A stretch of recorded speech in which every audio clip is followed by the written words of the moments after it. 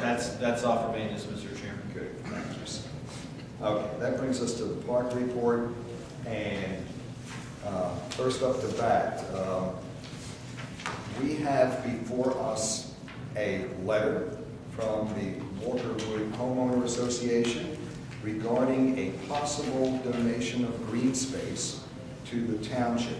I would like to give a little bit of background before we get going and before I turn this over to our park liaison, Mr. Quigley.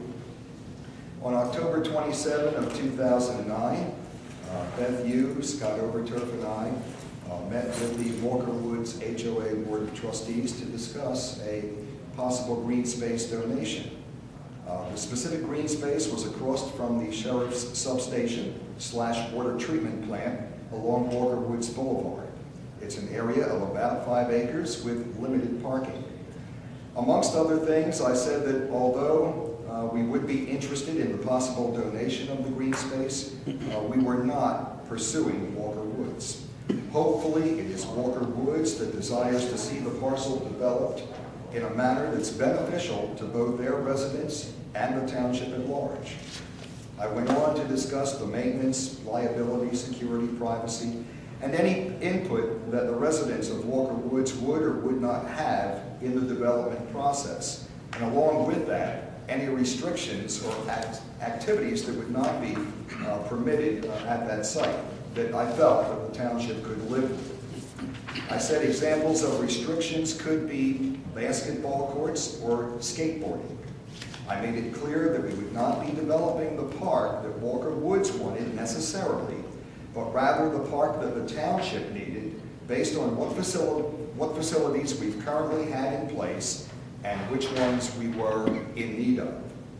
At the meeting, I also learned that the Walker Woods HOA consisted of roughly 400 homes. There are actually 2 HOAs in that vicinity, this one and a condo association.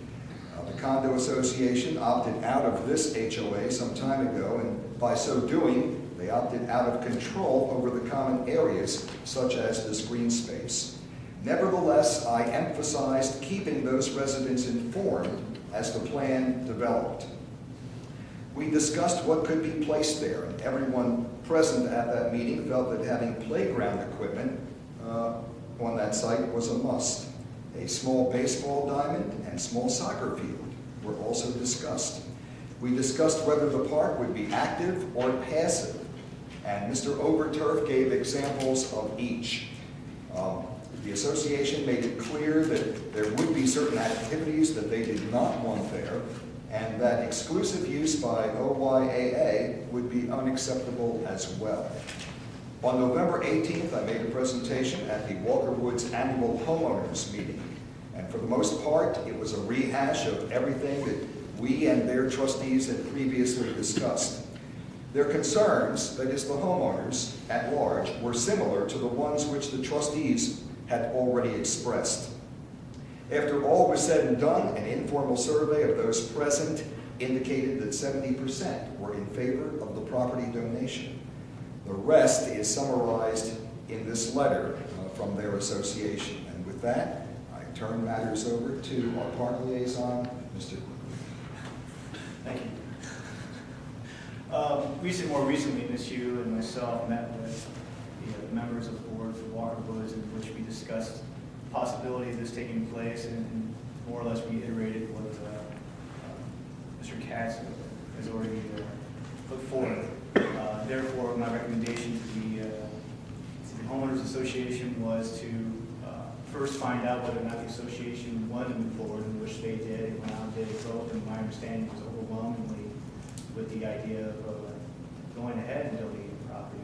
But there were some concerns along with that, so we wanted to bring you guys in to have a discussion and find out where exactly, what are you presenting to us and what the expectations are. So I'll go ahead and turn it over to you. Okay. Thank you. It's good to be back in front and talking to you again, and thanks for being so open to hearing our concerns. Before I get started, I wanted to introduce the other 2 trustees with me. We have John Schroeder, thank you. Got a mind blank. John Schroeder, who has actually been, this is your second year as board member, and he's with us here tonight as well. And Jeff Holmes, who is a newly appointed Walkerwood Homeowners Association trustee as well. Excuse me, Mr. Kreider, can I get your name and address as well as the other board members? I'm Brad Kreider, 2387 Maxwell Avenue in Lewis Center. John Schroeder, 7841 Lydia Drive, Lewis Center. Jeff Combs on 1788 Tucker Trail. Did you move? Not yet. So I guess where we're at now, Rob, is that we wanted to have a chance to come back and now that we've taken the votes from the membership, and again, it was pretty overwhelming, pretty close to 80%, where people wanted to donate to the land. But as Mr. Gaskis was talking, and as we had reiterated earlier, there were some concerns that we laid out in the letter, that we wanted to not really turn it over and donate it if it's going to be turned into an active park. We also want to have as much assurances as we can get that it will remain a passive park. And I know there's some limitations as to how much you can commit to, and I guess I'd like to gauge that commitment a little bit more, because we're really ready to start in the process of donating the land. So we really wanted to have some open discussion or some further guidance. So that's good. I think some of the concerns that initially came up from internal discussions was obviously one about field. The idea of a playground and the shelter, picnic benches, that's obviously somewhat within the guidelines of a typical park. But at the same time, looking at what the park, the master plan, the question then becomes, is this an ideal spot to have a type of field, whether it be a multi-purpose field or another specified type of field? So I guess that's where a lot of the questions are coming from the trustees. If you're saying passive, are you saying as close as possible? Is there a way to compromise there where there is no basketball courts or baseball fields, but possibly a soccer field, or just an open field for multi-purpose use? Yeah, the kind of the general template, if you would, that's coming back from the membership is passive park with shelter potentially, definitely playground, walking trail, additional trees, park benches, picnic tables, areas that are built up, and in one area where you have the picnic area and then playground park, and then you have a walking trail around, and then you have other areas where there's trees and some picnic benches or benches set up. Really trying to cut down on a lot of the open area, so maybe there would only be one or two teams that could come in and practice. Because right now, it's such an open field that there's probably 6 or 7 teams.